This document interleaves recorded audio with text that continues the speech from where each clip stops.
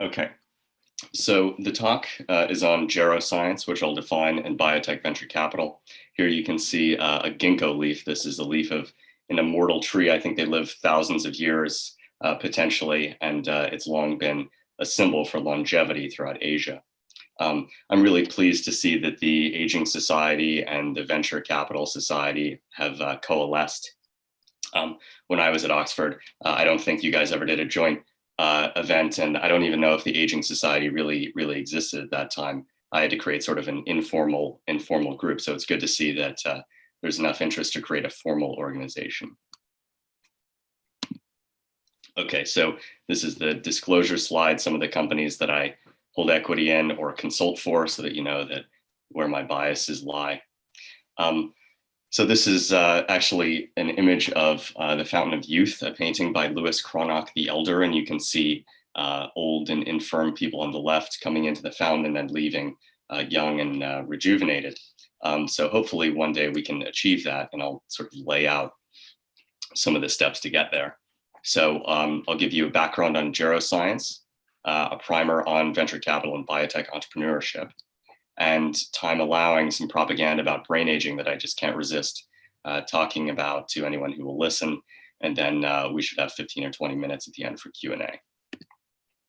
So we're facing a pretty serious problem globally, particularly in Europe, but also in Asia, called the silver tsunami. So we have global demographic aging, and the economists among us will know that demography is destiny. So we have an aging global population, and we're not equipped to deal with that. And humanity has never dealt with this kind of problem before. Granted, it's a good problem to have because it simply means that people are living longer and healthier lives than ever before.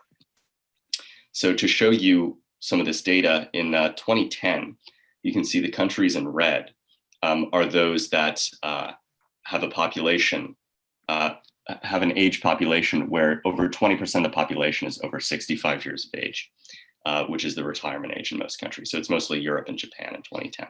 But if you fast forward to 2050, it's pretty much the whole world, that other than Africa, that is in this situation. And this is being driven by the baby boomers, came home from World War II, celebrated and had a lot of kids. And you can see that we're sort of at the steepest point of that curve in 2020 now. And some economists predict by about 2035, when this trend has maximally expanded, is when the United States government will be bankrupt and will need to devalue the currency. So this is, as serious as things get economically, the global demographic aging crisis and the silver tsunami. Part of the reason it's so serious is because of the dependency ratio. So the ratio of people who work and who are productive and contributing to society, paying taxes, et cetera, versus those that are reliant upon the rest of society. And you can see all of these curves are rising, and Japan has the most serious situation, also because they don't allow a lot of immigration. So I like to sort of play this pop quiz, this trick on people, in which I ask, what do you think is the main risk factor for lung cancer? And most people would just, their knee-jerk reaction would be, well, smoking, obviously. But technically that's not true. It's technically aging, because you don't see a lot of 30-year-olds walking around with lung cancer, even if they're smoking multiple packs a day. It actually takes time for the damage to accumulate and for the cellular and physiological repair systems to break down with age, such that the tumor can actually occur, such as immune senescence.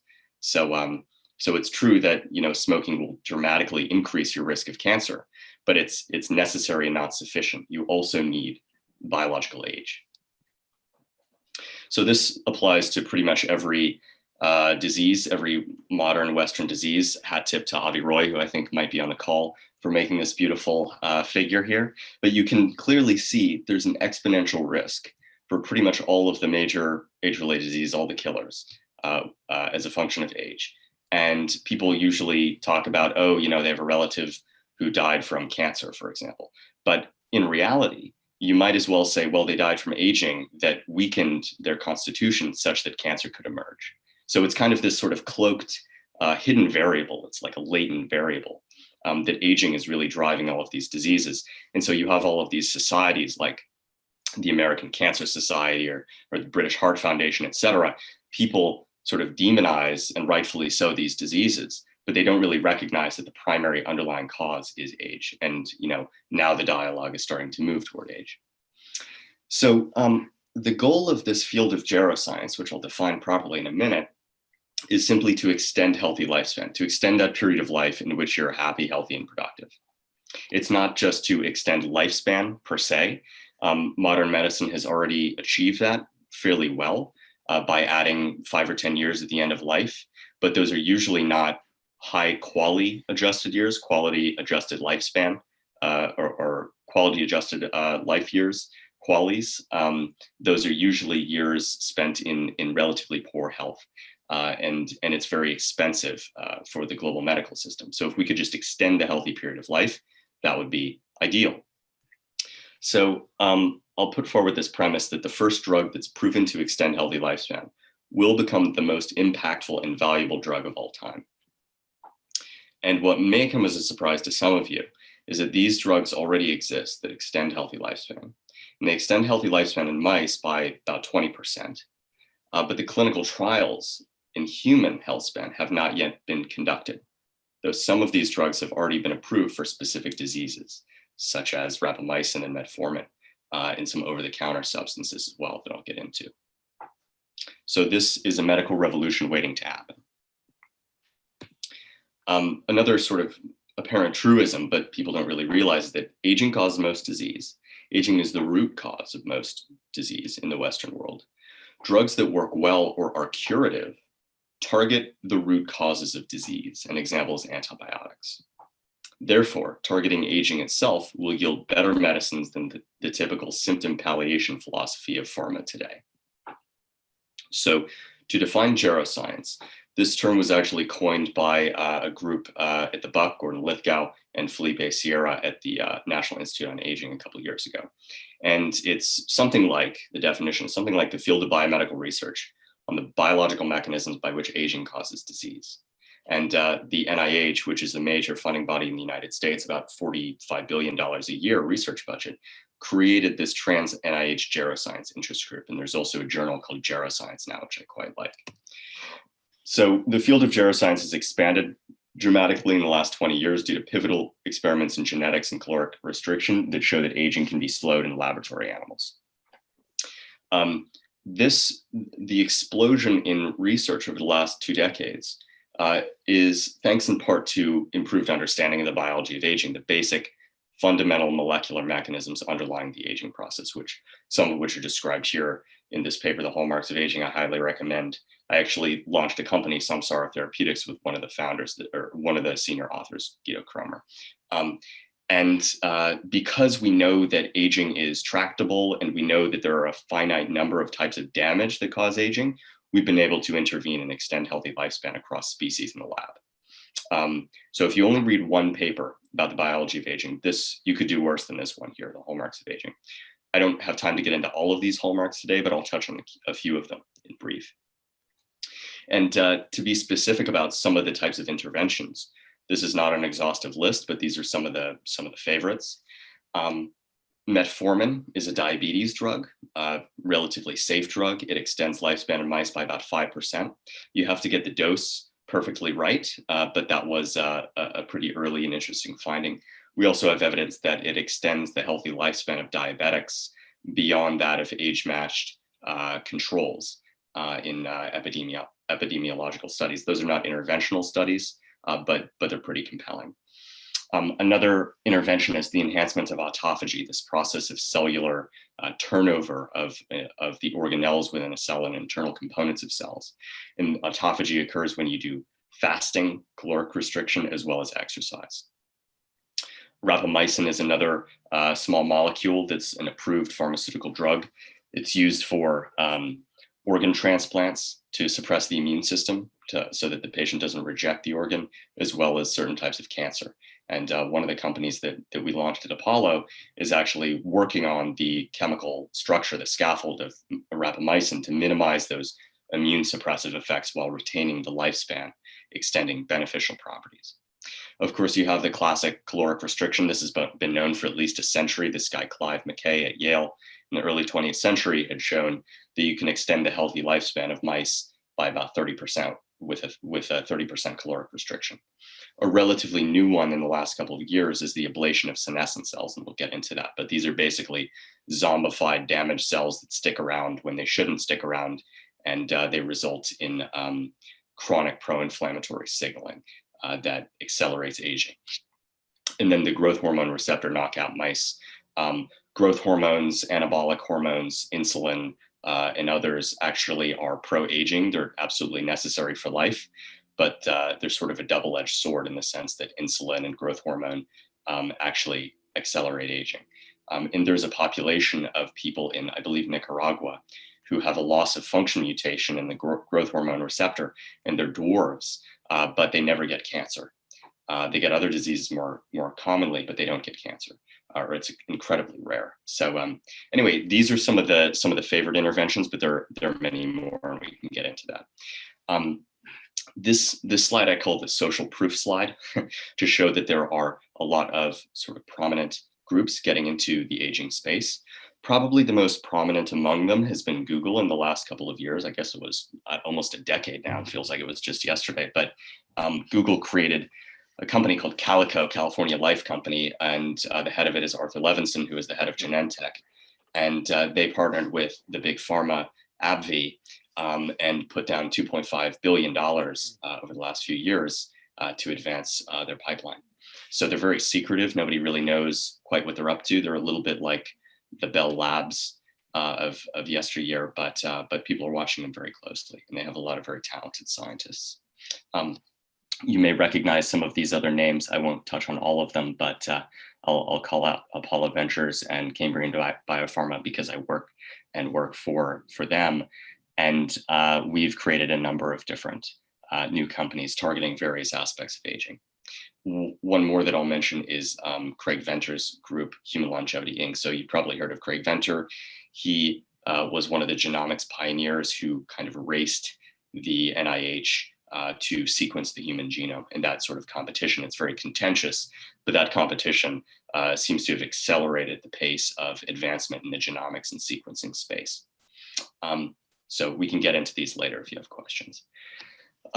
I mentioned senescent cells. These are these zombie cells that accumulate with age. They seem to accumulate because the immune system goes senescent and cannot eliminate these damaged cells. So cells can undergo many forms of damage. It can be telomere attrition, can be other forms of genomic damage, can be proteostatic stress, mitochondrial stress. Many different types of stress will result in cells basically stopping cell division and trying to repair the problem. And if they can't repair it, they either undergo apoptosis, which is programmed cell death, or they become senescent. They just stop dividing, and they change their morphology. So you can see down here on the bottom right, on the left, you have fibroblasts, normal, healthy fibroblasts. They're sort of spindly, but then you can see these senescent cells on the right, and they take on this fried egg phenotype. As Lynn said, they get big, fat, and ugly. I think that's a little rude, but of course, that's what they look like under the microscope, and they also stain for a certain lysosomal marker. So senescent cells have been shown to accumulate across species, and there was this really watershed paper some years ago at the Mayo Clinic finding that if you genetically ablate senescent cells, you eliminate some but not all senescent cells in mice, you get about a 27% median lifespan extension. And the mice are healthier in pretty much every way that you look. So that set off sort of a race of a handful of companies developing drugs that will selectively eliminate or quell the damage caused by senescent cells. One of these companies is called Clero Biotech, which we launched at Apollo Ventures. It's based in Holland. And we published a paper, I believe it was 2014 in Cell, in which a senolytic peptide was able to reverse the aging of a progeric, rapidly aging mouse, and was protective in various models of tissue damage and in disease models in mice. And you can see here the change when a senolytic is administered to when it's not administered at all. The mice look old, as you can see, and then when you've been giving this drug and preventing the accumulation of senescent cells, the mice actually look quite young and normal. We're not the only or even the first group to get into the senescent space. The first was Unity Biotech in San Francisco. They've hit a rough patch recently with a phase 2 study in osteoarthritis with an MDM2 inhibitor, BCL2 inhibitor. But that was the first clinical trial billed as senolytic to ablate senescent cells. So that might not have been the right drug or the right indication, but there's so much evidence accumulating across species that the ablation of senescent cells is salutary or beneficial. So I think it's only a matter of time before senolysis, the elimination of senescent cells, becomes, a hot new area, not, like immuno-oncology or checkpoint inhibitors. It's going to be a hot area, and a lot of the equity research analysts and broader community is catching on to the senolytic space, but it's been going on for 15 years now. Another favorite that gets a lot of press attention is called heterochronic parabiosis. And that's a complicated way of saying you surgically fuse the circulatory system of an old and a young mouse such that they share blood. And the old mouse gets a bit younger, but the young mouse notably gets a lot older. And so according to pioneers in the field like Irina Conboy, it seems to be that there's actually bad stuff in the old blood rather than good stuff in the young blood for the most part. So the bad stuff in the old blood is dominant to the good stuff in the young. So what we could do is scrub out the bad stuff or replace what's missing. And there are a lot of groups working on this. One recent deal was the acquisition of Alkahest by the Spanish blood products company Grifols. And a lot of this work was pioneered in the Tom Rando lab and with Irina Conboy in the Bay Area. A recent paper from Saul Vieda's lab at UCSF found that actually you can confer the benefits not just of youth or confer the negative aspects of age through the blood, but actually the benefits of exercise as well. So exercise as well as caloric restriction are the best kinds of interventions for aging that we're aware of. Wouldn't it be great if you could actually bestow some of the benefits of exercise or caloric restriction without actually having to do the work? Or for people who are not in a position to do the exercise or caloric restriction, such as people with a serious disease. So this came out recently in Science. You can exercise an old mouse, you isolate the plasma and inject it into another old mouse that has not exercised. And then you put it through some behavioral studies and you look at a neurogenesis. And the results were you transfer the blood from the exercise mouse to the sedentary mice, and the lazy mouse actually enjoys the cognitive benefits. The authors identified the main blood factor that is apparently operative here, GLPD1, and it's produced in the liver. And what they did was they injected GLPD1 into aged mice, which was sufficient to enhance cognitive function. So they isolated a single molecule, single protein that conferred much of these benefits. So just to briefly touch on some of the data, if you inject GLPD1, there's a reduction in errors in a memory task. There's an increase in the protein level of BDNF, brain-derived neurotrophic factor, which is one of the most interesting cognitive enhancers in brain regeneration molecules. And there was also increased neurogenesis in the dentate gyrus after dosing with this. And this is a critical area in the hippocampus for memory and learning. Another really interesting one to do with blood in a way is the transplant of young bone marrow. This is very recent, just in the last year. It's been shown that you can extend the healthy lifespan of mice by transferring young bone marrow into old bone marrow. So just as a primer on bone marrow, it contains the most exceptional type of stem cell, the hematopoietic stem cell. Hematopoietic stem cells, they form the blood, all of the blood in the immune system. And bone marrow transplant is already routinely performed in humans for diseases like leukemia and serious autoimmunity. And it's just an infusion. So you isolate the bone marrow from a patient, at iliac crest, I suppose, of one patient, and then you infuse it into the bloodstream of another. And the HSCs, they actually home into the bone marrow. It's pretty amazing. So you could do that as an outpatient procedure. And we know that the bone marrow niche declines with age due to inflammation, the accumulation of fat. And that process actually slowed in people who exercise a lot. So another reason to exercise is it preserves the sort of function of your bone marrow.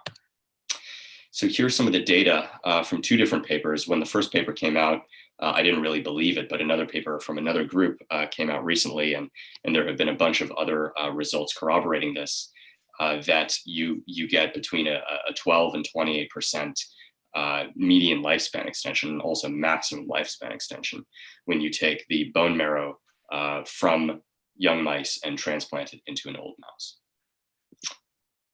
Another favorite that I've mentioned is caloric restriction. This slows cognitive aging in primates and all kinds of other readouts in primates, and it extends lifespan in all model organisms testing. So this is really probably the most rock solid area of geroscience research. And so it's been, for years, people have been trying to develop small molecule drugs that mimic some of the benefits of caloric restriction.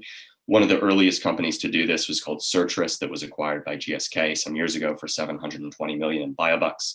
And that was a contentious deal, but I did some homework on it, did some digging, and spoke with some of the team at GSK who actually did that deal, and some people associated with Certris. And the molecules performed as promised, but for reasons of internal politics, they were not carried forward by GSK, but they did go into phase 2 studies. So these drugs were actually sirtuin activators, and sirtuins are histone deacetylases and ADP ribosylases that mediate a lot of the benefits of caloric restriction. They're involved in DNA repair. They're involved in basically every hallmark of aging, pretty interesting genes. And another way to activate the sirtuins and other important genes like AMP kinase is to administer NAD, which is a metabolite that builds up when you do caloric restriction. So it's a caloric restriction mimetic.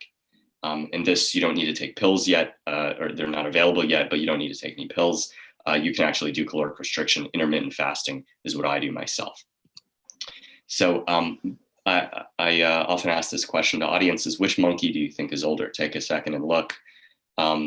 It should be obvious within a couple seconds which one is apparently older, but it's actually a trick question because they're the same age. It's just that the monkey on the left has undergone some years of caloric restriction, whereas the monkey on the right hasn't. The monkey on the left, the video, he's actually running around. He's a little bit agitated, but he's so clearly younger. So that, when you see that with your own eyes, it's a pretty startling effect. So I realize, it's not all scientists on the call, so I won't get, too in depth on the technicalities on this talk, but just suffice to say that there are many different types of interventions that extend mouse lifespan, and we expect that some amount of these are going to translate into humans. So again, just to summarize, the hallmarks of aging are these different molecular mechanisms that cause aging. It is because of many decades of basic biomedical research that we understand these mechanisms of aging, and that now, only in the last couple of years, has the translational drug discovery community started to target these mechanisms. If you're curious about the science, I gave another talk a couple of years ago at Oxford as well, on the scientific details. You can look that up on YouTube, these keywords here. Okay, so for those non-scientists among us, but people who are interested in venture capital and entrepreneurship, we can get into that section now. So you're probably mostly aware of how venture capital works. From the media, you probably have a slightly inaccurate perception of it, probably being more glamorous than it is. Maybe I'll dispel some of those myths, but just simply about the mechanics. VCs, they invest in the startups of entrepreneurs. But where do VCs get their money? They actually get the money from what are called limited partners. So these are large pools of capital, endowments, sovereign wealth funds, pension funds, family offices, and they are entrusted with that money for about 10 years to allocate into around 10 to 20 companies per fund. But then they have a limited period of time to exit or sell their shares, their stock in those companies. So they partner with investment banks, the public markets, especially for tech companies, these sort of platform tech companies. But in biotech, The majority of exits are actually M&A, so acquisitions by mostly big pharma, about 15 to 20 big pharma names that acquire many of these assets. And they're acquiring these assets earlier and earlier in the clinical development timeline for reasons we can get into later. If you want to understand venture capital, these books are great introductions. I'd probably start with the one on the right, Venture Deals, and then The Business of Venture Capital. And this talk will be recorded, so you can go watch this again if you forget something that I said, or you can take screenshots. So the mechanics of venture funds, like I said, you have limited partners, and then you have general partners. General partners are the people who are employed by the fund, and they actually allocate the capital. And they need to diversify the portfolio into about 10 to 20 companies per fund. The compensation structure is 2 and 20, quite like hedge funds. So 2% annual management fee, and then 20% of your returns, the carried interest. That 20% return is after a hurdle rate, something like 8% per year, plus management fees. So you have to pay back your management fees. So if you have a $100 million fund, and over a 10-year period, that's 20 million bucks, or say 15 million, you actually have to pay back that money in addition to the hurdle rate before you, as the GP, actually see any of that carry yourself. So it's a fairly high bar. According to Bruce Booth, who has a really great blog called LifeSci VC, and he's a partner at Atlas Venture in Boston, he described this so-called venture capital math problem in biotech, which is you have an optimal fund size between 200 and 500 million, let's say, for early stage biotech. And the reason for that is because there are only so many big multi-billion-dollar exits per year that you just can't get that necessary 3x plus return with a very large fund. But of course, there's this perverse incentive in venture where GPs have an incentive to raise large funds and manage a lot of capital because they get paid off of the management fee. And so, that's a controversy in the field. So what are the roles in a venture fund? You have the general partners or managing partners. They usually put in a large chunk of their own money into the fund to have skin in the game. You have junior partners and principals, venture partners and EIRs whose goal is usually to build a new company. Associates and analysts, more junior people, often coming out of a couple of years of work experience, and then very important support functions, legal, accounting, HR, executive assistants that are really necessary to make the fund move like a well-oiled machine. So 10 to 20 investments per fund. About every 5 years, you can raise a new stacked fund if at least your paper gains are attractive in your existing fund. An interesting kind of provocative thing is that insider trading is kosher in private equity. Unlike if you're an investor in a public markets listed company, you're not supposed to have any kind of information asymmetry over the public market. They need to publish all of the material information about a company as it comes out. But in private equity and venture, you have a board seat, you're speaking with management on a regular basis. Maybe you are temporarily management. So you really have an incredible level of insight into the day-to-day operations of the company. So that information asymmetry, coupled with something called a pro rata right, allows you to double down on your successful investments and put more money into those investments that have been doing well, because many investments will actually fail. So you need to be able to double down on the successes. Biotech venture is actually booming. These data are a little bit old when I collected them, but it's even bigger now. Many billions of dollars are flooding into biotech, early stage biotech and venture capital. So it's a good time to get in the field. There's some controversy over whether it's a bubble or whether we're at Irving Fisher's permanently high plateau with respect to valuations, the amount of capital flooding into the space. But on balance, I think it's a good thing to attract more attention. I think it's better to have more capital going into developing new medicines, say, than going into creating the next social media platform that is mostly just a distraction. And here's some data more recently showing that there's a lot of mounting investment in the last couple of years, about 15 billion up until September of this year. So we're really in, a sort of gangbuster, halcyon years of biotech funding. I mentioned the exits. So VCs need to exit, and all investors need to exit their portfolio companies at some point. There are really two options. One is a trade sale, and the other is a public offering.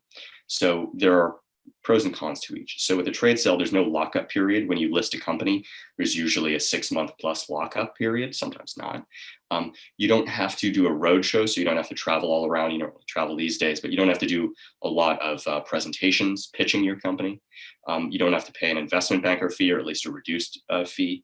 You don't have to publicly disclose much about your company to competitors, including the IP.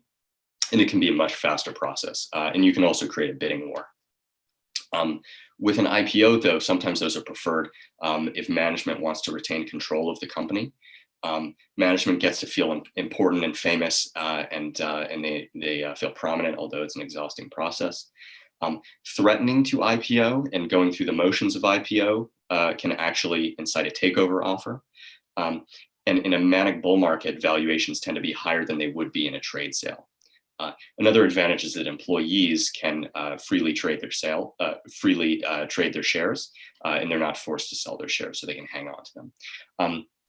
From a VC perspective, there's a bit of a drawback, which is when you register the securities to list publicly, your preferred stock, which carries certain rights and privileges, converts to common stock. And sometimes you have a liquidation preference and multiples, and you lose that with an IPO. So this is actually from Peter Kolczynski, this graphic at RA Capital, which is a very prominent investor in the space. And he's got a lot of really interesting, innovative points about the biomedical research system and ideas for how to improve it. And he's come up with this one, America's social contract for the industry. And basically the idea is, while many drugs their list price has been getting more and more expensive with time, the difference between, say, the cost of other technologies like Google and Facebook is that drugs go off patent. The patent eventually expires. And so he puts forth the idea that, yes, we're paying a relatively high list price for these drugs for 10, 20 years maybe, but eventually they become cheap as dirt.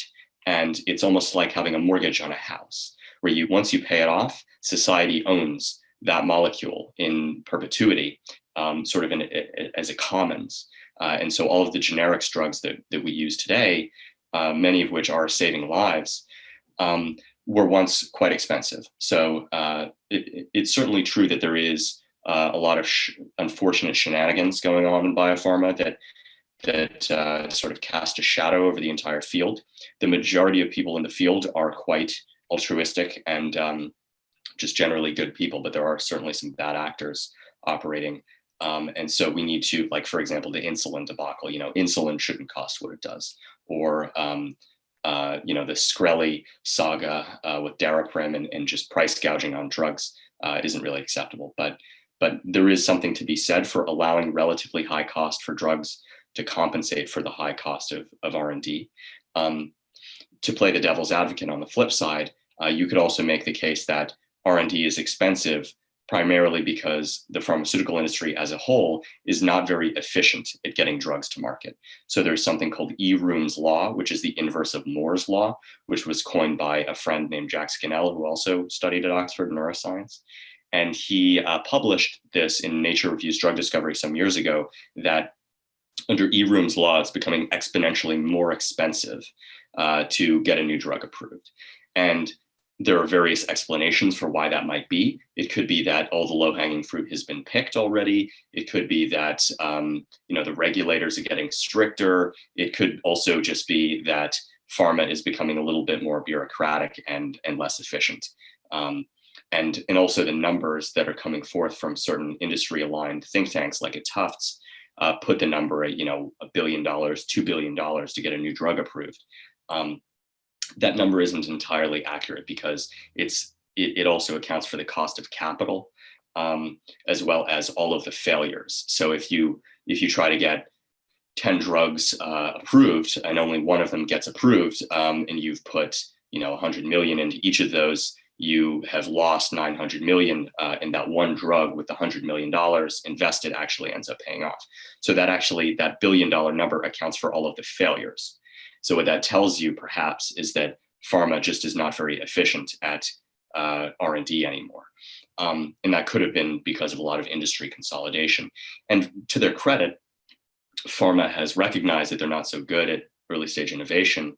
And so they have outsourced a lot of that. And they're basically almost becoming like private equity funds with marketing operations attached, because they're just acquiring early stage assets, many of which coming out of university. So you're in a good position as researchers to develop a new medicines or understand the underlying biology. And there's never been a better time to do a biotech startup. So anyway, here's another figure of my own, not quite as pretty as Peter Kolchinsky's, but I think it gives you a nice overview of the dynamics. I call this a wiring diagram, like in electrical engineering, but of the biomedical ecosystem. So the public is at the top here. That's not an accident, because we're all the public, and that's really who we have a duty to. We have a duty to the public, because they fund the NIH or the MRC and pretty much all basic biomedical research. They also provide the risk capital through the public markets and through even private markets. And that flows into venture capital, which flows into the biotech sector, spinouts from universities. Biotech and pharma do transactions like licenses and acquisitions. And pharma, as well as biotechs, as well as VCs, actually worked a lot with CROs, contract research organizations, that have become a lot more sophisticated over the years. One of my personal favorites is Evotech, but there are many proliferating. And Evotech, by the way, actually in part started in Oxford. So the original Evotech was in Hamburg, where I also live. But in Oxford, there was a spin-out from Steve Davies' lab called Oxford Asymmetry back in the day, doing asymmetric synthesis. And that was later acquired as the medicinal chemistry group of Evotech. So in Abingdon, just down the road, they have a large facility there and a lot of really talented people. So because of these CROs proliferating, it's become a lot easier to just start with an idea and do R&D virtually. These virtual biotech companies, you don't need your own lab space anymore. So this is a really incredible innovation that is almost analogous to the cloud computing revolution in software and tech, which has dramatically reduced the cost of creating new companies. Before, in the days of Hewlett Packard, you would have to build your own server farm, and you would need a lot of infrastructure. That's no longer the case, and that's also becoming true with biotech. And then, working with the CROs and pharmas, you provide the data to the regulators. They take fees to review the data. They provide oversight to make sure there are minimal shenanigans and protect the public. And payers, health insurance companies or the governments actually ultimately pay for everything. Few people are paying out of pocket. And that's part of the problem. And the healthcare providers, of course, are the hospitals and clinicians who decide who to prescribe to. So this gives you sort of an overview of the space for those who are not, in the biomedical community. So bring a bit of levity. You want to be an important business person. It's all about being fast on your feet here.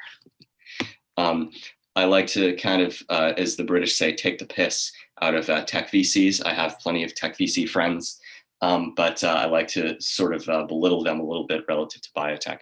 So venture is notoriously difficult to break into, especially biotech VC, because it's a smaller field and it requires more credentials and expertise than tech VC and a lot more capital. So you need something around, depends a lot on the indication, but about $30 million to get a drug from preclinical to phase 2, oftentimes more than that. And it depends a lot on your geography, but around that. Whereas you can get a tech company to revenue for, I don't know, probably less than $10 million. You need more technical expertise. So, for example, compare the expertise required to evaluate social media platforms, which we all have an intuitive understanding of at this point, to the fine details of immune oncology one day and then neuroscience the next. Graduate degrees are usually required. You need a very strong network of connections with a more limited set of partners and acquirers, namely pharmas. Software companies can be a little bit more independent. They can generate revenue without a partner. They can bootstrap their operations more easily, but pretty much all biotechs sell before they're anywhere near revenue. So as you can see, here's a dramatization of a picture of somebody on the level of a biotech VC.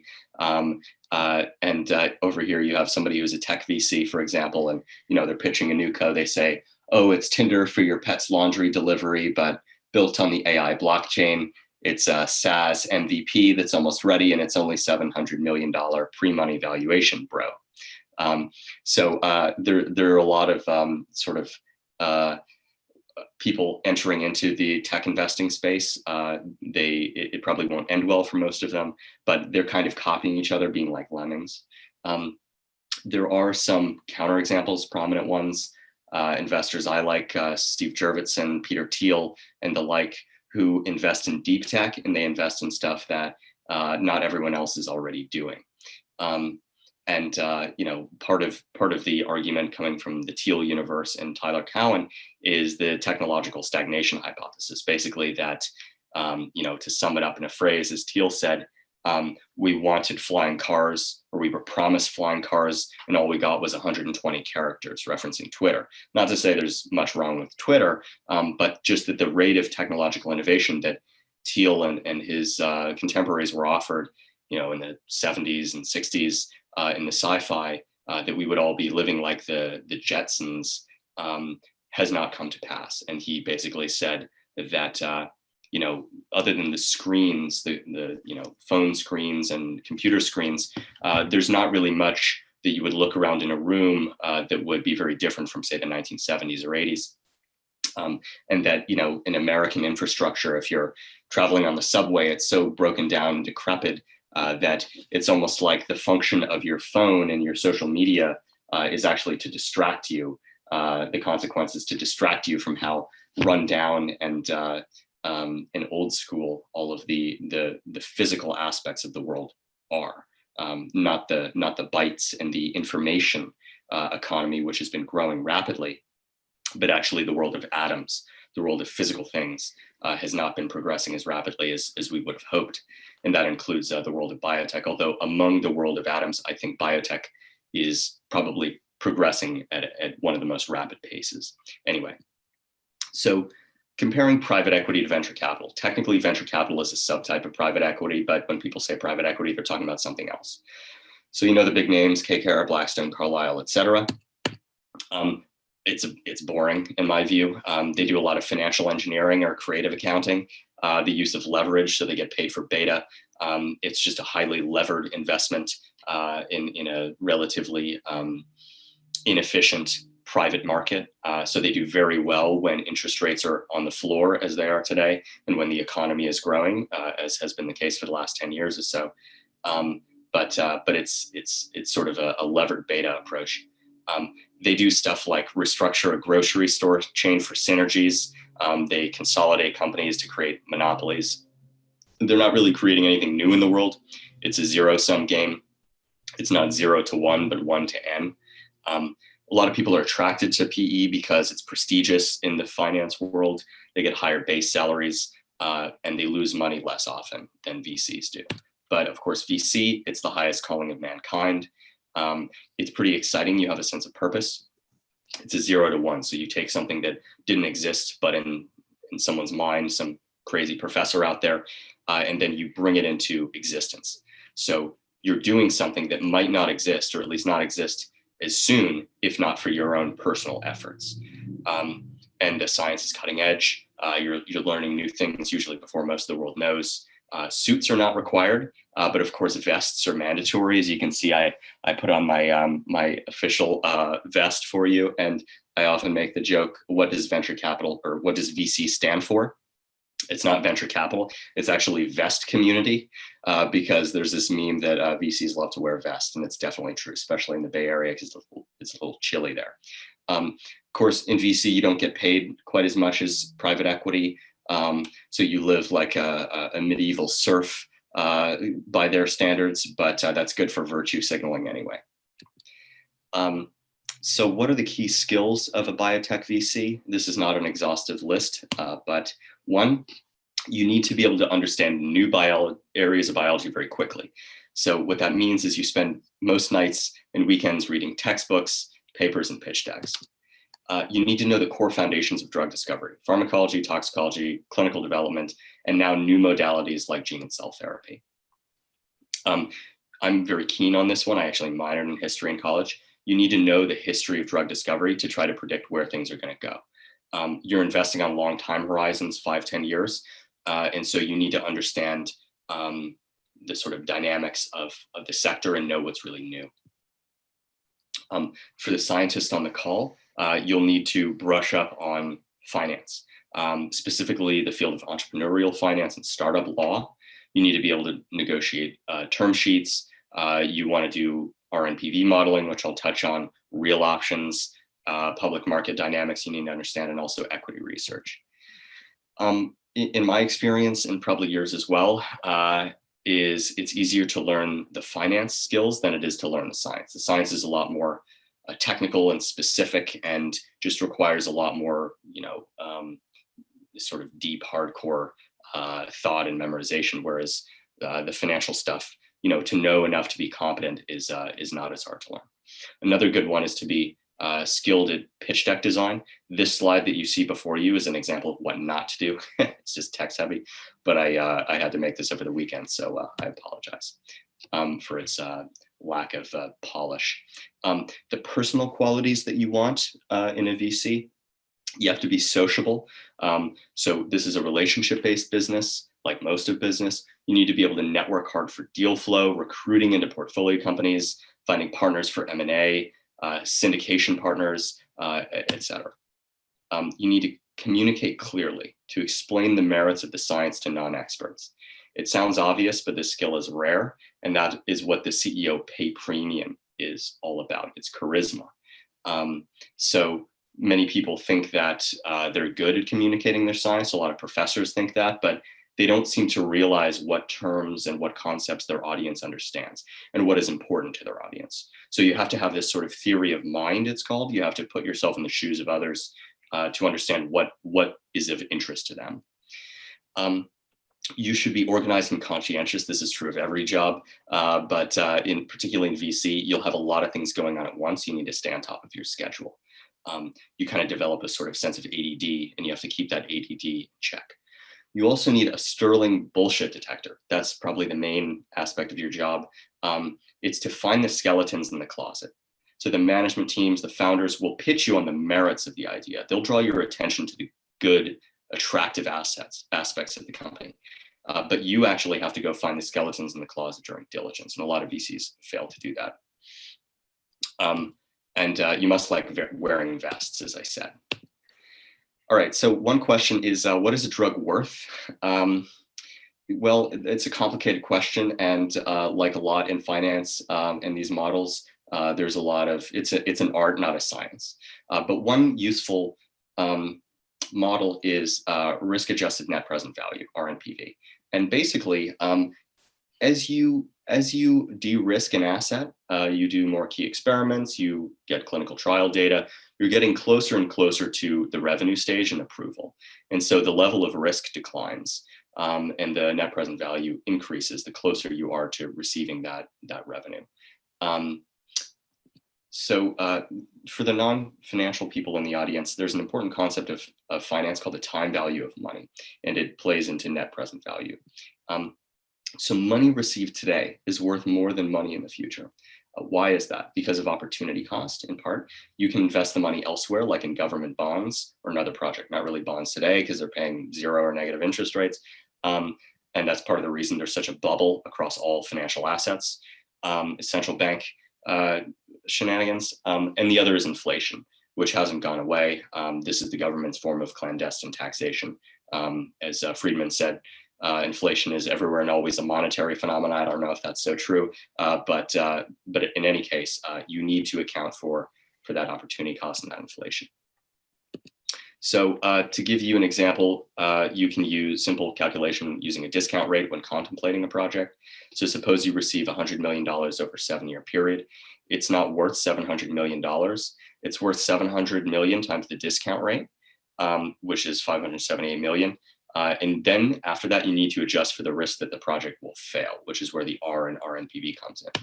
And so this is a super simple, superficial model I did some years ago for a Dutch investment bank on a public company doing something in aging. And basically you take a bottom-up approach. So you calculate the number of patients, the probability that they're actually going to be prescribed the drug, what you're going to charge for the drug, and then you can have a sort of back of the envelope revenue model.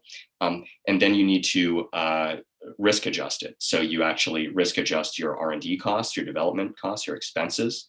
You discount those because you don't know if you're actually going to spend that money. And then you calculate what your near-term milestones will be, your revenue from royalties if you partner it out, and the general sales. And then you come up with a number that is significantly less than the total aggregate revenues discounted to the present. So in this case, it was 34 million bucks.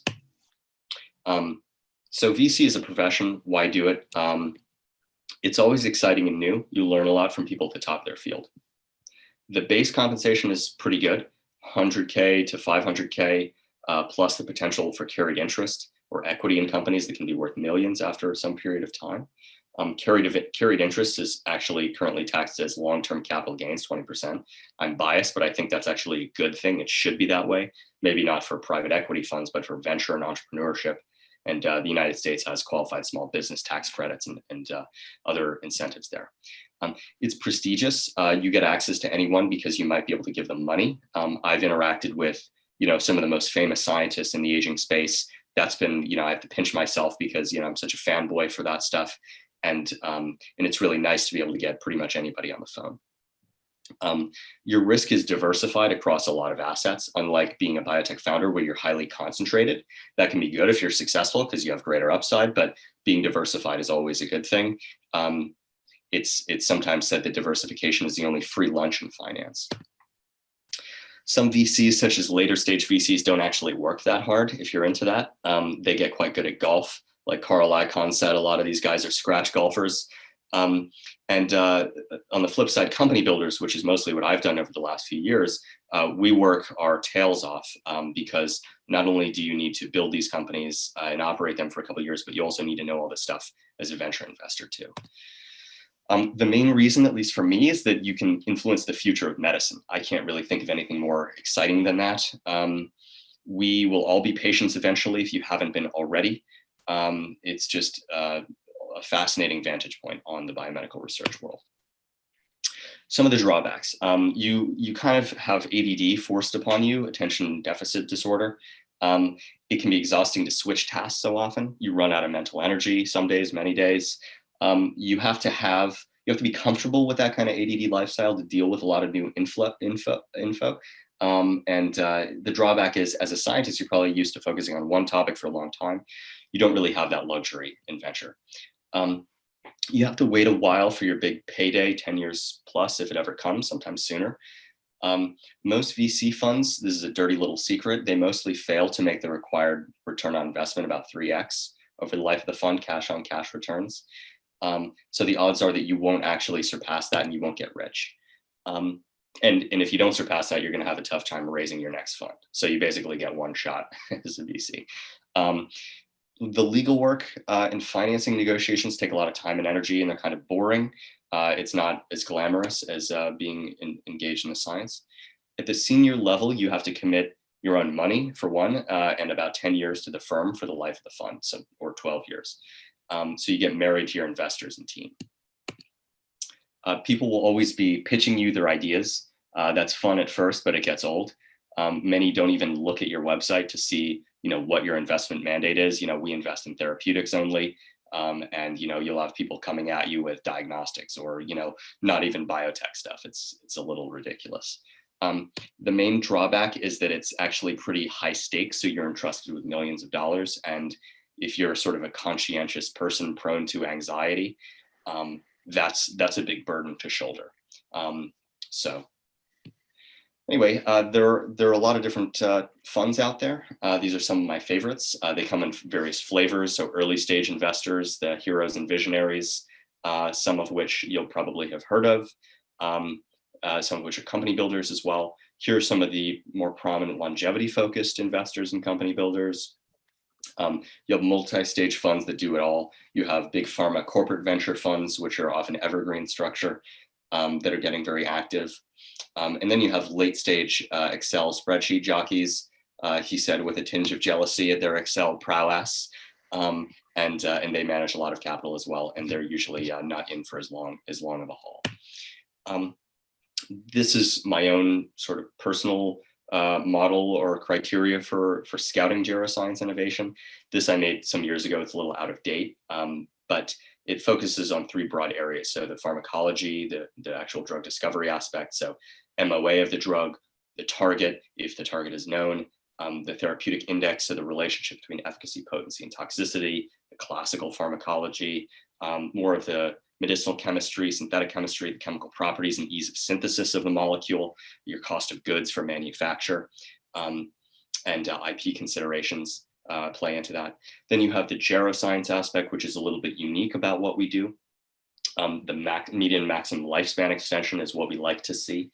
The validation across various different model organisms, yeast, worms, flies, fish, mice, and the degree to which the aging phenotype is actually reversed or attenuated. So is there improved physical function, cognitive function, tissue level improvements? What is the phenotype reversal? Which hallmark or hallmarks, because they're interconnected, are you targeting? And what is the potential for multimorbidity, to address multimorbidity? Will this drug work for multiple age-related diseases? Will it be a pipeline in a pill? And I'll get into that. And that's one of the main pitches, one of the main really exciting aspects of geroscience is if you have a drug that slows aging, it's not just going to work for one disease like most drugs work for. It's going to work for many different diseases. So you can expand the label into various indications for which physicians can prescribe. Then you have the commercialization side. How translational is that lab? Have they spun out any companies or assets before? How do they do? The IP considerations, how strong is the IP? How patentable are the compounds? What's the chemical space around those compounds? The track record of the lab, the publications, et cetera. All of that boils down into the translational attractiveness, and we make an offer and we build a new code. Hate to sort of rain on the parade, but it's actually pretty difficult to transition from school at the undergrad or graduate level directly into VC. Can be done, but usually people take a detour into one of the following areas. And you should, by the way, read this book here, Entrepreneur's Guide to a Biotech Startup. It's a very quick read, but it's very clear and well written, again, for Peter Kolchinsky. So one common area, especially in the Oxford ecosystem, is to go to the city of London, or Wall Street, as we call it in America. That can be the buy side at hedge funds and institutional investors. They kind of have to be correct. They have more of an incentive to be right about the bets that they place. Then you have the sell side, the equity research analysts and investment banks. They have a very high turnover, so a lot of people start there. Management consulting, so McKinsey, Bain, BCG are big names, but you have a lot of specialist biopharma consultants as well. And wherever you are, you want to try to spend most of your time working with pharma clients. I have some colleagues who did that, and I think it really set them up well. Another good one is to actually operate a biotech startup. So launching one out of the university is quite difficult. You don't really have the sort of gray hair and legitimacy, but you can join a biotech startup. That's going to be the steepest learning curve, but probably the most valuable and relevant skill set. It doesn't pay as well as many of the other jobs, but you get paid in experience. Another good one that's overlooked is technology transfer offices working there. This is a highly relevant skill set. I deal with them a lot, more than I would like. And you do a lot of licensing and other kinds of transactions. But the trouble is the incentive structure is perverse because the TTO officers, they're usually new to the field and they don't have skin in the game and they're overburdened and they don't really understand the value of their assets very well. So it's just, most TTO offices are relatively disorganized, but it's a good place to learn. A lot of people also do pharma and BD roles. There are a few entry-level roles there, but that's something to look into. Another good one, and I see they used to recruit a lot at Oxford for this, is patent law. In the UK, it's actually harder to become a patent attorney. You have to pass a bunch of tests. In America, you don't. I mean, you pass one, but it's not as rigorous. And this is a very useful and lucrative skill set to read, to understand, to be able to read a patent, the patent literature, to sort of get a sense of the value of a patent. That's a really useful skill. A lot of people ask, should I get an MBA or a CFA? I don't think that's entirely necessary. And financially doesn't often make sense. In Europe, it's better because it's 1 year versus 2 years in the US. And can make sense if you're a scientist without that much business intuition. But again, a lot of those concepts taught in business school are relatively straightforward. You can learn them on your own time for much less money. Again, borrowing from RA Capital, they've done a lot of great work and produced a lot of interesting graphics. You can find this on their website, the career map. So it answers, what do you do with a background in biological science? So all of these different directions you can move into, and one of those options is to go work at RA Capital. So here are some of the resources if you want to take a screenshot that I like in this space.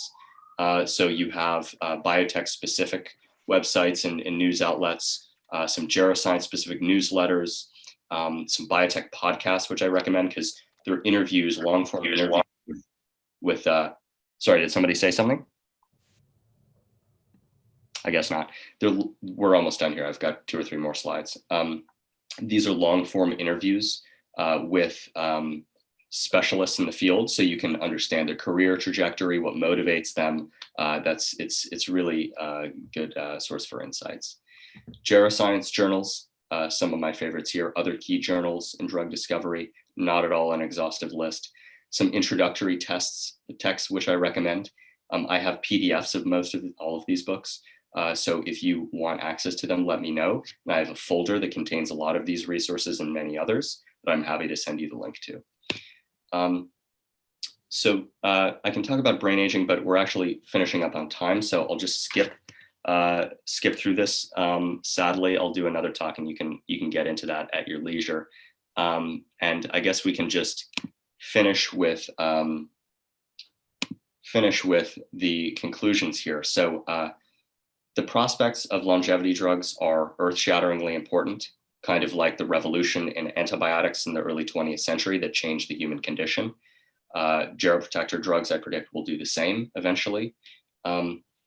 As you guys know, Howard Florey at Lincoln College, my college at Oxford, was one of the pioneers in the development of penicillin for clinical use, and later won a Nobel Prize for that.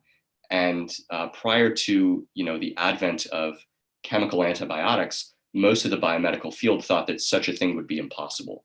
Paul Ehrlich's magic bullet, which was methylene blue, was one of the first indications of that. But most clinicians did not think that you could engage in what they called chemotherapy at the time for antimicrobial drugs. And the sulfa antibiotics and then penicillin really changed that paradigm, and it was an absolute watershed moment. And average life expectancy dramatically increased. Most people at the time died of infectious disease. Now we die of age-related disease. So here you can see the structure of penicillin. That was a 20th century revolution. I predict, and many others predict, that the 21st century revolution will be geroprotective anti-aging drugs, such as rapamycin. You can see the structure here. And one of the companies that my colleagues launched at Apollo is called Aovian Pharma, that is developing new analogs of rapamycin that are devoid of some of the side effects that would preclude its use as a long-term chronic geroprotector. One of the common questions, and I'll head that off at the pass, is how can we possibly do trials for longevity? Humans live too long. And that is absolutely true at present.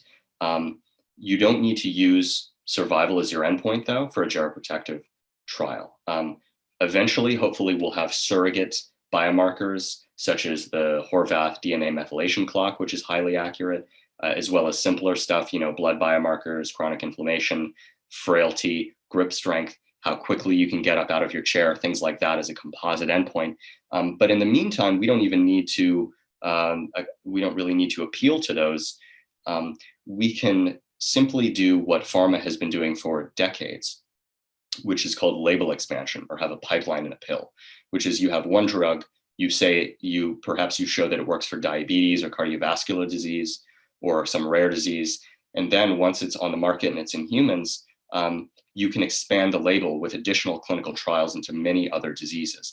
And with a pipeline in a pill that slows aging, you can expand that in theory into pretty much every age-related disease. You just need to do it before the patent clock runs out, or develop a new formulation. So anyway, to close, the prospects for Geroscience are very bright.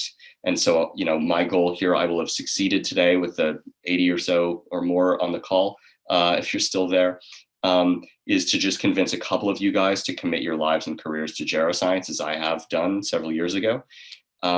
And then, I will have multiplied my efforts and maybe gotten some smarter, more competent people even than I into the field.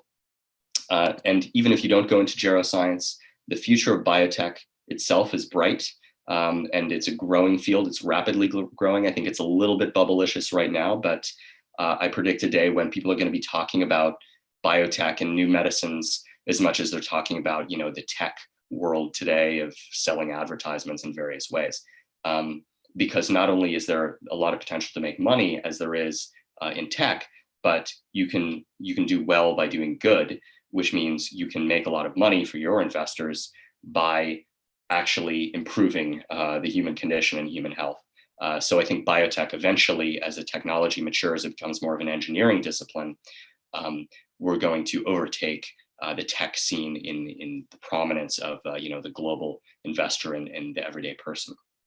And it's often boiled down into this comment that this 21st century will be the century of biology.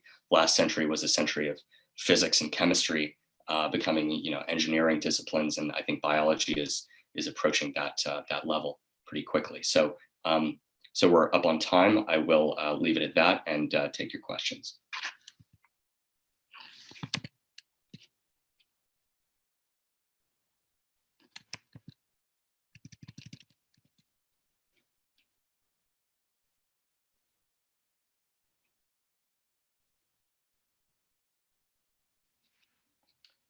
Okay, so I see some questions in the chat. I guess I'll read through them there. Do you think there will be significant opportunities for retail investors in the longevity biotech sector, or will biopharma giants acquire most of the successful longevity companies? Can big pharma incumbents be challenged? Yeah, that's a good question. A lot of companies are staying private for longer, both in biotech and in tech. And pharma pipelines are running dry, so they're acquiring these companies earlier and earlier.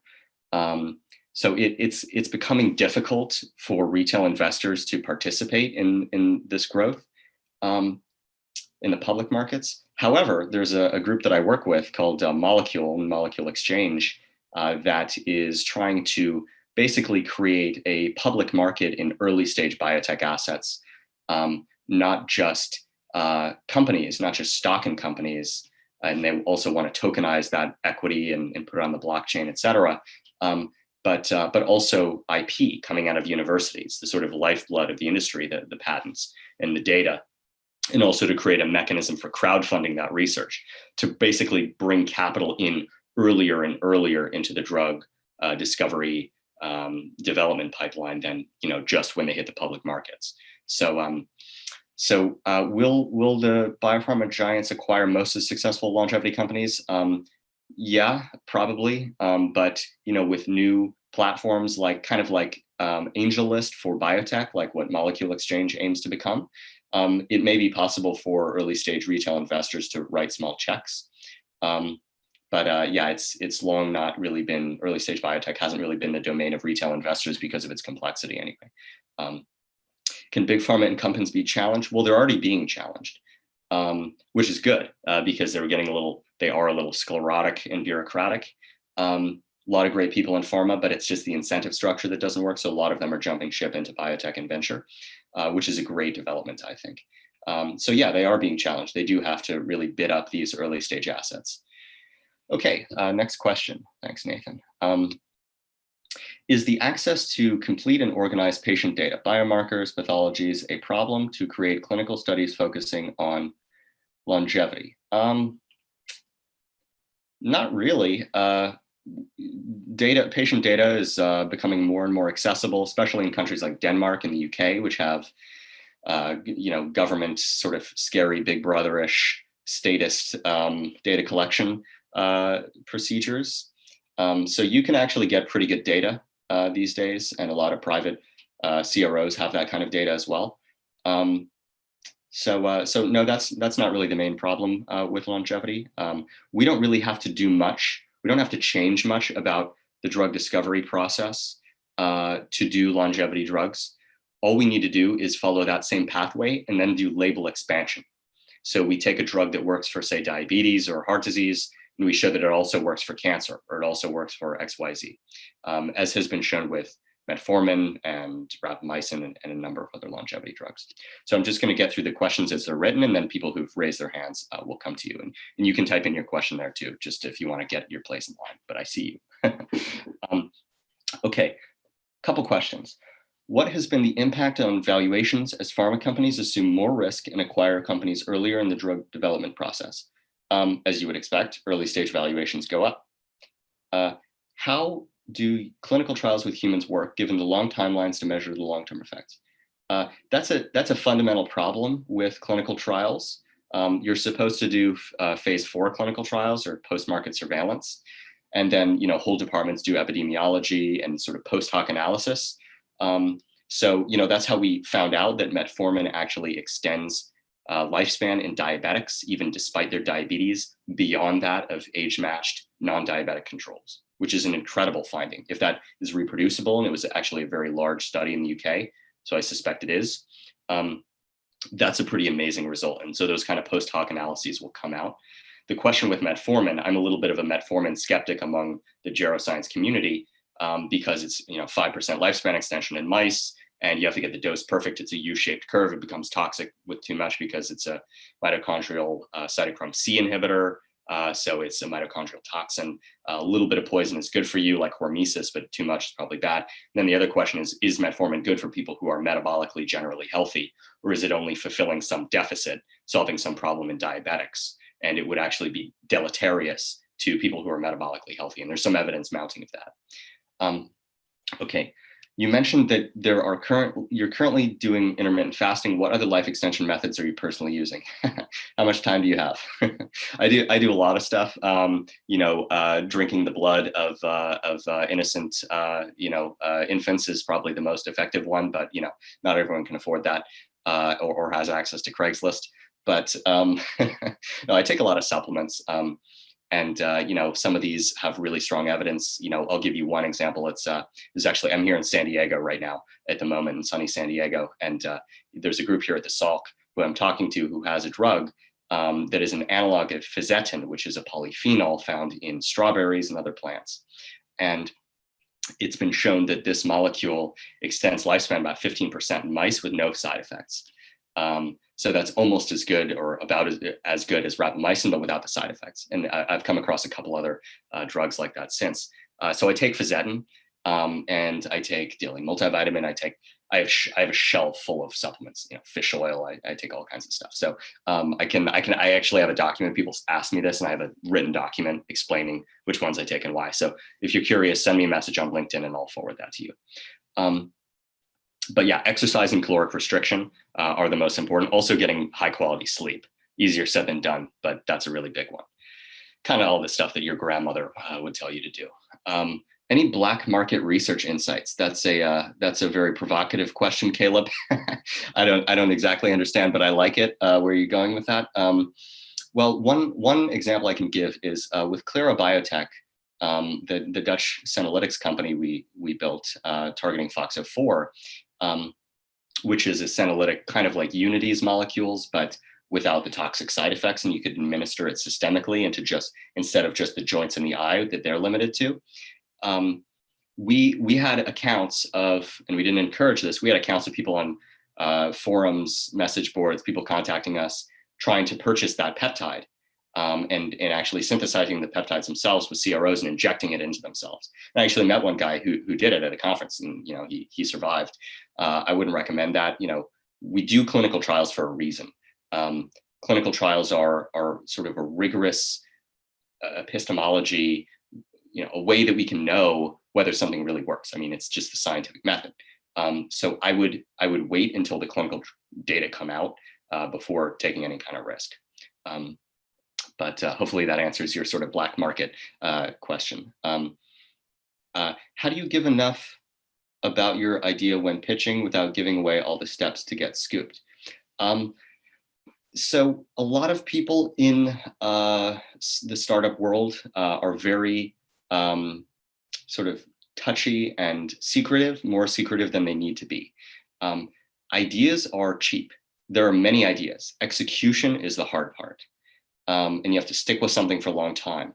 And so pretty much the only thing that you really shouldn't disclose is the chemical structure of an unpatented molecule. So because if a chemist sees that, they'll memorize it and they'll file the patent. So once you filed your patent, you can be, it becomes public after about a year in most jurisdictions. So then you're pretty much okay. Everything else is relatively kosher to speak freely about. And in this talk, I haven't disclosed anything very sensitive, but it's better to be safe than sorry, but most people are a little bit too secretive than they need to be. And I think the world benefits from a little bit more of an open source sharing type perspective. And also as an investor, right? I mean, if a company pitches me and they're cagey about some important information and I have to sign a CDA and I have to send them a bunch of emails and they're hesitant to tell me stuff, it just slows down the process. So my style is to be very upfront about stuff. The only thing that I won't disclose are key secret sauce, patentable information. Okay, next question. What is the breakdown of where your deal flow comes from? Okay, that's a good one. They've all been good ones, but that's a particularly interesting one. So a lot of my deal flow, surprisingly, has come through word of mouth, just because, as we sort of gain a reputation in the space, people send stuff inbound. But a lot of it has also, maybe somewhat as a surprise, just come from the scientific literature. It's kind of amazing that, you'll see these incredible publications, they're reproducible, they're coming from great labs, pharma should be all over this. And what I've learned over the years is pharma is actually pretty slow on the uptake. They don't have that many people out there doing BD and licensing, search and evaluation, and they're looking for very specific niche things. So there's just a huge amount of opportunity of science and early stage assets out there that are not being addressed by pharma. And if you're not at one of the most prominent institutions, in Boston, San Francisco, some in San Diego, New York, you're just kind of getting ignored a lot of the time by pharma and even VCs. And there are maybe a dozen or 24 company building VCs too. So there's just so much substrate. There's so much science out there that we can't really churn through it fast enough. So a lot comes from the literature. Some comes from conferences and word of mouth and that kind of thing. That's where it usually comes from.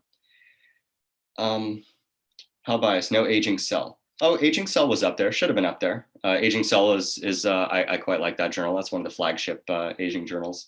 It's not actually a Cell Press journal, though. You'll notice that was a nice trick. I co-founded a company with some people who launched a journal of their own called Microbial Cell, and they consciously called it that so that they could easily sell it to Cell Press eventually, which is one of the more prestigious publishers of biomedical research. So yeah, Aging Cell was there. Should have been up there. Next question. What happens to the animal models at the end of their life after healthy life extension? Fast decline or normal decline? Yeah, it depends on the type of intervention. If you genetically engineer the mice, say to have a FOXO3 gain of function, which is one of the key longevity genes in humans, found in supercentenarians, long-lived people. It's a transcription factor that regulates a whole lot of hallmarks of aging. They live very long time in good health, and then they decline relatively quickly, which is what you want, right? You want to square that mortality curve, as the NIH calls it. You square the mortality curve. You don't want a slow, painful decline. You want to live very long, healthy life, and then boom, you're done. And maybe eventually we'll do that through euthanasia. So anyway, but for some other interventions, it's a relatively slow decline. like drugs that basically, chemotherapeutics, for example, a lot of mice die from cancer. Mice mostly die from cancer. I think it's 80% cancer, for a lot of reasons. And those drugs, you can extend the lifespan of mice by giving them a drug that addresses the proliferation problem, the tumor burden, but usually their quality of life is not very good. So if you're actually targeting the hallmarks of aging, like autophagy enhancement, they live longer and better health, and then decline fairly rapidly. All right. Shame the bit on brain aging had to be skipped. Yeah, I'm sorry about that, Katerina. It doesn't have to be, but I don't want to keep you for more than an hour. I'm happy to talk about it. And I think I have some time after this. So those of you who are not neuroscientists or scientists, you're more than welcome to drop off the call. I won't be offended. But if for those diehards who are curious, I can get into that. I think I have 30 slides or so, and that's some of my more controversial stuff. I really like controversy, so I'm pushing the envelope. So I can get into that in a minute. Okay, let's see. Make Jack the host again. All right, let me see how I do that. Participants. Just a sec, guys. Jack. All right. How do I make you the host? Make host. Boom. Change host. Okay, good. So Jack's the host now. Hopefully that worked. All right. Finishing up on questions. Tomas wanted to ask something. Maybe if you could just type the question, that would be helpful. Olaf, what is, in your mind, is the biggest constraint to making progress in life extension? Money, talent, ideas, something else? Yeah, good question. We could use more of all of it. Money in the last 5 years has kind of been flooding into the space, not nearly as fast as it should be, but probably in that period maybe about $1 billion has come into the space in various forms. So that's moving in the right direction. Talent is a big one. So probably the rate limiting step for company formation is getting qualified biotech operators who also are really excited about aging, and hiring them and recruiting them away from whatever they're currently doing in pharma. I've managed to do it a bunch of times. It's easier than I would have expected because people are looking to jump ship from pharma, and people are excited about aging. But yeah, that's probably the rate limiting step, is actually operating talent. Ideas, no, there are a lot of ideas. There's a lot of sort of accumulate a backlog of substrate that we just haven't gotten to yet. There are plenty of ideas. General awareness, the public is very keen on aging and anti-aging, which I don't use the term. We try not to use the term anti-aging because it's been sort of corrupted by the charlatanism of people who inject stuff into your face, or hormone replacement and stuff, which, has its merits, but it's not really truly anti-aging per se. So we've actually switched this term of geroscience or longevity biotech to kind of distinguish ourselves from those types of people, some of which may prove to work, but a lot of it is, iffy. Okay, another from Caleb. What percentage of biotech VC capital is actually going into geroscience related efforts? Rough guess. Very little. If it's 20 billion a year into biopharma early stage venture, maybe 50, 100 million a year in recent years is going into geroscience. So, and then here's another depressing statistic. The NIH has about a $45 billion a year budget. I think a large majority of that is wasted, but setting that aside, there's one institute called the National Institute on Aging that funds most of the basic research on aging. Their budget, I think, is 3 or 4 billion a year. About $1 billion of that goes just to Alzheimer's, and about $1 billion of that goes to like kind of social sciences research, this kind of stuff like, right, so what should we call old people? Should we call them aged? Should we call them elderly? Should we call them wizened, mature, whatever? I don't think that's going to move the needle. I don't think we should be investing in that kind of stuff. We need to be investing in drug discovery and the basic research. And by some estimates, it's only about $100 million a year from the NIH that goes into the hardcore geroscience, basic biology of aging. And there are maybe 100 to 200, maybe 300 labs really consciously focusing on geroscience in the whole world. So yeah, we need more research funding money going into the basic research. Right. Patrick asks, why do you think major pivotal human trials of existing drugs like TAME and metformin, TAME is targeting aging with metformin led by Nir Barzilai. We're going to get involved in that. It's an interesting idea. Why the TAME study with metformin to assess whether metformin extends healthy lifespan in humans?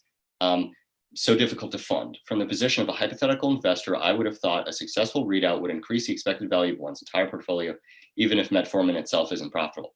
Good point. That's why at Cambrian, my colleague James, was in discussions to help shepherd forward the TAME trial because it hit some roadblocks. And we have some investor connections that maybe we could have expedited it. FDA already cleared it as a study to do, and they wouldn't use mortality as the endpoint. They were going to use the latency between morbidity. So you get sick with one thing, and then how long does it take before you get sick with something else? When you get sick with one disease, that weakens your constitution such that you're going to get sick with something else at some point shortly thereafter. So if you can extend that latency period, that's sort of a surrogate underlying latent variable for the pace of aging itself. So yeah, TAME has hit some trouble, and they also wanted to spend a lot of money on biomarkers, and they wanted to make it a lot more expensive with all the bells and whistles that need to be. I'm a big fan of minimum viable products, right? You hit the key milestones with as least money as you can, and go from there. They didn't take that approach with TAME. They wanted to do everything in the kitchen sink, so maybe they'll reduce their costs a little bit and get started earlier. And yeah, when you do have that proof of principle, if it works, then it would be a watershed moment for the field. But we're not going to require TAME necessarily. I would actually bet on some other molecules that are safer than metformin. Metformin is very safe as far as drugs go, but it's not as safe as a lot of other stuff. Fisetin, spermidine, a bunch of polyphenols out there that extend lifespan that would probably have a similar effect. Right. So let's see next. Absolutely committed. Michael Hudson, biomedical science. Fantastic talk. Thank you, Michael. Lopez, our team gave us 9 brilliant hallmarks. In relation to brain aging, are you seeing the many startups focusing on the extracellular matrix? Or is this a potentially overlooked hallmark? Good question. We actually did launch a company targeting the ECM. It's still in stealth mode. It's actually a spin out of a UK university. ECM was sort of overlooked by the hallmark of aging authors to some extent. And it wasn't just Lopez Otin, it was his whole crew. Yeah, I am partial to looking at advanced glycation end products and these other extracellular modifications that definitely enhance inflammation. It's not a stretch for me to imagine that targeting the ECM will improve health. However, the definitive study has not been done. To my knowledge, there's no study in which you intervene in some extracellular matrix component and extend lifespan across species, such as mice. There's some circumstantial evidence in C. elegans, Colin Ewald's lab. There's some evidence from Vera Gorbanova's lab related to hyaluronic acid and hyaluronidase inhibition in naked mole rats, which live a really long time. For me, we're still early days there, but we think there's enough circumstantial evidence that it's worth a shot. So we actually did fund a project to do some medchem on an ECM target, a cross-linking target. So yeah, good question. And also, by the way, I should say Aubrey de Grey is speaking, I think, next week. He's a very insightful character, very smart guy, and he actually kind of predated the hallmarks a little bit with his 7 deadly SENS, the strategies for engineered negligible senescence. His SENS Foundation, he was early to the game, brought along Peter Thiel and a bunch of other prominent thinkers. And Aubrey actually got me into the field originally. I read his book, Ending Aging. I think it was in high school. Started doing biomedical research. I got an internship at the Buck Institute, paid for by Aubrey and Thiel's money. So I owe Aubrey a lot, and he's done a huge service to the field. He's a little more optimistic and a little bit more provocative than I probably would be, but he's gotten a lot of attention in the field, as have people like David Sinclair, another very smart guy. Right. Leopold said you'd like to ask some questions. If you can type your questions, that's a little bit better, Leopold, just so I understand and it's a little faster. Caleb, any sense of the current longevity industry progress in Singapore and China? China, not really. I don't know that much about China. I mean, there is some aging research going on in China. I'm just not familiar with biotech startups in China yet. But Singapore, there's a gentleman there, Brian Kennedy, one of the early pioneers in the field of sirtuins and caloric restriction, and he actually was running the Buck Institute when I was there. Now he's the head of some department at the National University of Singapore, very good school, doing aging research and interacting with the Singaporean government to try to facilitate geroscience in that country. And Singapore is a very forward-thinking type of place. And so, I've often said that it's not going to be the EMA or the FDA that grant approval for the first geroprotectors and allow doctors to prescribe drugs for aging or as a prophylactic against certain age-related diseases.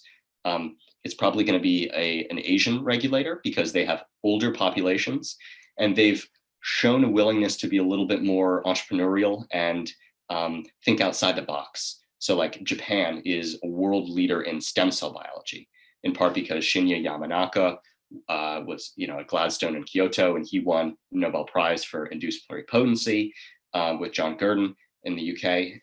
And so at that other place, I can't remember the name, starts with a C. And so there are a lot of forward-thinking regulators in Asia, and Asia has a long tradition of longevity. So in Ayurveda in India, the Indian system of medicine, where we've gotten a whole lot of interesting drugs, Ayurveda means, the study of life, and they have a subdiscipline, which is called Rasayana, which are substances and practices that extend healthy lifespan. And so, there are like 50 or 100 substances out there, some of which probably, that are taken to extend healthy lifespan. And then traditional Chinese medicine has the superior class herbs and have also given us a lot of drugs over the years, these natural product derived drugs, including artemisinin, which has probably saved more lives than almost any other drug known, which became the basic scaffold for malaria drug. The most effective malaria drugs, artemisinin, came from the traditional Chinese medical pharmacopoeia, their armamentarium of drugs. So I think they're a little more receptive to longevity. And they're a relatively long-lived population as it is in Japan. So yeah, I'm pretty sanguine about the prospects of longevity in Asia, but my hands are so full with US and Europe that I just, leave Asia to somebody else at the moment. But yeah, I think there's a lot of potential there. How much of an impact do you think will gene editing technologies have on extending lifespan? All right. Over the long term, probably a pretty huge effect, probably the largest effect size possible. But I emphasize over the long term. CRISPR, as we're seeing now, is a rather inaccurate editor. Somebody just published that it causes loss of entire chromosomes at times. Yeah, that's not ready for prime time. In the meantime, we can do embryo selection, where you fertilize an embryo, grow to 100 cell stage, take a couple cells, sequence it, and the algorithms are getting better at predicting not only longevity, but stuff like intelligence, other disease risk, you name it. We're not a tabula rasa, we're not a blank slate. A lot of our identities and behaviors and health risks are genetically encoded, for better or worse. So I think there will be massive effects once we can actually accurately edit the genome. Sadly, we're adult developed humans already. We can't benefit from embryonic engineering, but gene therapy is advancing. Gene therapy is still quite medieval and rudimentary. If you inject an AAV, it really doesn't get into enough cells to really make a difference in most tissues or whole body. It gets into the liver really well, or certain tissues you directly inject in, but we really can't access most of the body with gene therapy today. Also, a shout out for cell therapy. Some really interesting results in animals, but the main problem that's dogged cell therapy, in addition to the manufacturing costs, it's logistically very difficult to have a standardized product that is a cell therapy. Like, for example, Novartis is losing money on Kymriah, their T-cell therapy, and Gilead probably as well. So gene and cell therapy, I'm very optimistic about, but it's going to probably take longer than expected. And that's why I focused on small molecules primarily, as most drugs have been small molecules, and it's relatively cheap to actually develop a small molecule into the clinic. Antibodies, peptides, known biologics that have been more sort of proven out as modalities. Okay, Jason said, as an undergrad studying an unrelated major, computer science, How would you recommend getting into the field of biotech? Okay, good. I'm glad to have converts from even outside of the biology space. You're probably a smart cookie doing CS, so we're happy to have you. Well, bioinformatics is a very important and growing field, and we're getting these huge data sets, genomics, proteomics, metabolomics, and sifting through the data using AI, ML to tease out insights is a very hot area, and you don't need to know that much biology to get into bioinformatics. And compared to probably what you're doing in other disciplines, it's probably like scripting, script kiddies by comparison, as you would say. So yeah, I would definitely recommend getting into it. It pays pretty well, maybe not as well as being an AI person at Google, but alas, Google and a lot of the tech companies like Amazon, for example, are getting into healthcare. So that's an option. So yeah, happy to have you join the fray. All right, Murray asks, what's your opinion on partial epigenetic reprogramming? How do you think it holds? Do you think it holds any real promise? To be careful what I say here. I'm a fan. I don't think we can do it in vivo anytime soon. So, there was the Ocampo paper from out of the Salk, actually down the street here, finding that if you conditionally, temporarily overexpress some of the Yamanaka factors, not including MYC, you actually get rejuvenation on the tissue level of some tissues. But you have to get the dose perfectly right, otherwise you cause a type of tumor called a teratoma. So in vivo is risky. And there are controversies with that paper, but I actually know the first author, who's now a professor in Lausanne in Switzerland. And what he's doing is actually screening for small molecules that will recapitulate some of those effects without any kind of oncogenic transformation risk. And a lot of groups out there, one good one is Sheng Ding at Gladstone, who are also screening for small molecules to rejuvenate cells ex vivo. So we also have a project within Cambrian where we are able to rejuvenate, or we hope to be able to rejuvenate various types of cells ex vivo, such as T cells or hematopoietic stem cells, and then reimplant them back into the same patient and rejuvenate them that way without any kind of risk of transformation by administering whole body. So I'm optimistic about it, but I think it's a little overhyped. It's the hype cycle. And eventually I think it could be really interesting.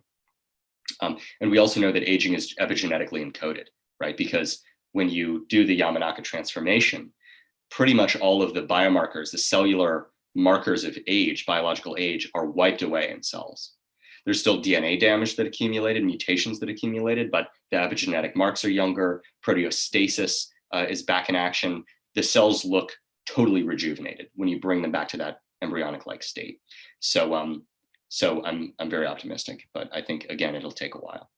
Jessica asks, concerning your extensive experience with the space, what do you think will be the first thing to hit the market? Which area, in your opinion, has so far not been explored much, considering the focus on modulators of sirtuins, for example? Yeah, sirtuins have gotten a lot of airtime, and deservedly so, because they're quite important in mediating the benefits of caloric restriction in DNA repair. And there's 7 mammalian sirtuins, and that's seven times the fun. But they're a little overhyped, probably. Actually, they were overhyped. At this point, they're underhyped. Like a true value investor, they're a little bit hated because of controversy over what happened with Citrus, which I come to find out is unjustified controversy. It was legit. And we actually funded or are in the process of negotiating a company targeting one of the sirtuins. I won't say which yet. So areas that are underexplored, that's a big question. I'd have to think a lot about that. One that I can get on into if people are interested when I talk about the neuroscience aspect, the brain aging aspect in some of the slides that I'll pull up in a bit, is actually the gut-brain axis. So Hippocrates, the father of modern medicine, as well as Elie Mechnikov, a Nobel Prize winning immunologist who kind of pioneered the field of immunology in Russia or Ukraine. They both agree that death begins in the gut, I think is the way that Hippocrates said it. And Ayurveda believes the same thing, that maintaining the strength and function of the gastrointestinal system, digestive system, is really critical in often one of the first things to go wrong, one of the weakest links in aging. And I saw this myself, when we created accelerated zebrafish models of telomere dysfunction, telomere attrition, we saw that the gut was the first tissue to go because the gut is most proliferative, so it's most reliant on telomerase. Anyway, so ways of enhancing gut barrier function, enhancing the function of the GI system, I think is a pretty good area, and it's relatively unglamorous, hasn't gotten that much attention. I should just note that oncology gets about 50% of all research dollars in biotech. And oncology is not the leading cause of death. It's the second leading cause of death. And it's trailing fairly far behind cardiovascular disease. Cardiovascular disease in the modern world is mostly caused by our bad diet and lifestyle, metabolic syndrome and stress, et cetera. So you have to wonder, if cardiovascular disease is by far the leading cause of death, I think it's 500,000 people in the US or so a year, stroke and heart attacks, why isn't that getting the most R&D dollars? Is there something unattractive about cardiovascular disease as a commercial perspective, from a commercial perspective, or something particularly attractive about oncology? I think it's a little bit of both. Part of it is that the standards, the regulatory standards for getting an oncology drug approved are lower. So there's a lower bar for toxicity. You can have a toxic chemo drug, and they don't look often at overall survival and lifespan extension in cancer patients. They look at, what is it called? I can't remember the term, but basically tumor shrinkage and reduced rate of progression. And that's enough to be approvable. And then you can charge $100,000 a year for a new kinase inhibitor. And, voila, you don't have to work that hard as a pharma company. You just keep picking the low-hanging fruit. And, there's this argument that pharma often makes, pharma lobbyists make, which is, oh, you need to relax your regulatory standards and make it easier to get drugs approved. In some areas I agree, but in some areas I don't. And if you raise the bar and you said, we're only going to approve drugs that meet this higher bar, pharma will be forced and biotech will be forced to meet that challenge. And there are a lot of smart people in the field that can be done, but they don't, because they go for the lower hanging stuff that's more likely to work in the near term and will be profitable and so on. And they don't even know what will be profitable a priori. So to give you an example, Novartis is one of my favorite pharma companies. They spend the most, along with Roche, both Swiss giants, spend the most on R&D of any pharma. They spend about 15% of every dollar of revenue on R&D. But they also spend about 30% of every revenue dollar on marketing. So they spend double on advertising, basically, and trying to convince doctors and so on, than they do on R&D. And most of that R&D budget goes to late stage clinical trials. It doesn't go to research anymore. It goes to development. So even for Novartis, one of the most innovative pharmas, they aren't piling that much into R&D. And even when they do, they can't really predict what's going to work. So one of their best successes, this drug called imatinib or Gleevec, around 2001, was hailed as this revolutionary new type of drug and new paradigm for drug discovery, targeted therapy in oncology, where there's a magic bullet for every mutation. And, it was on Time magazine. And basically this drug imatinib works for the BCL-ABL translocation, Philadelphia chromosome, and CML. And it's a pretty rare type of leukemia, but this drug actually pretty much cures it, 90% plus cure rate. And the development of resistance is relatively rare. And so this was a huge success. And it was actually, even though it's a rare indication, it was a commercial success too. And it really burnished the reputation of Novartis and also opened the door to this targeted therapy approach. The funny thing about that, and this is true across therapeutic areas, is pharmas are really bad at predicting what drugs are, how much, how productive, or how much revenue they're going to get from a drug. So the marketing team at Novartis in Switzerland, in Basel, almost killed imatinib. They said there aren't enough patients, let's not develop this drug. And cooler heads prevailed.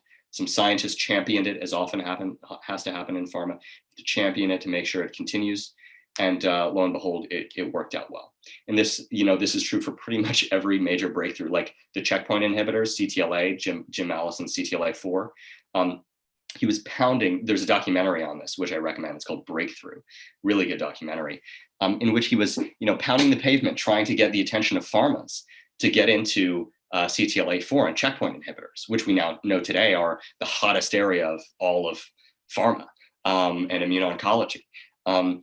the PD-1 inhibitors, CTLA-4 inhibitors, antibodies. And so he couldn't get their attention. And so it required this small biotech, Medarex, to advance it. I think somebody from Medarex spoke recently at Oxford. I couldn't make the talk, but looked like a good one.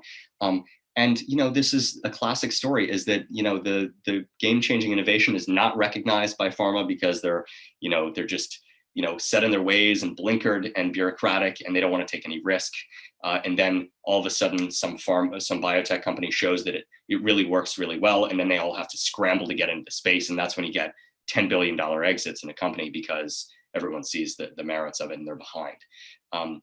Same thing happened with hepatitis C. Sovaldi, Harvoni, there's this mad dash for curative therapies for hepatitis C. And that's another recent, we don't have a lot of these really effective therapies in pharma outside of anti-infectives. But now we have a curative therapy for hepatitis C, which is huge, amazing innovation. I'm usually very critical of the industry, but this is a case where it really worked out, for everybody concerned. Gilead got in a little bit of hot water for charging a lot of money, and GSK for charging a lot of money. And there's this Goldman Sachs report about how maybe curative therapies are not very well.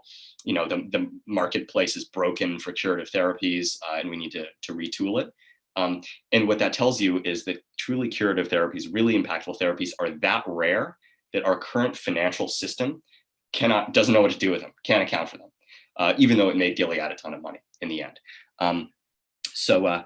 So yeah, I guess that's a bit of a tangent, but we'll just jump in there. Thanks so much, Sebastian. I think on behalf of all of us, we've found this incredibly edifying, the way you've merged the VC side with the biotech side and talking about Geroscience. I think all of us are endowed with your wisdom and will come away very enlightened after this presentation. So thank you very much. We just want to quickly, we'll keep the call open for anyone who has further questions for Sebastian, but we just want to plug a few things. First thing is our society, which is a new society at Oxford, the Oxford Society of Aging and Longevity. And our next speaker, who, as Sebastian kindly pointed out, is Aubrey de Grey, who many of you will be aware of, who's talking at the same time next week. So at 6:30 p.m. on the 23rd, and you'll find the links on our Facebook group. And I'll now pass over to Mark just to say a few concluding words. And Mark Moser is the president of the Oxford Venture Capital Network. Perfect, thank you. Yeah, and thanks again, Sebastian, for the talk. It was really interesting.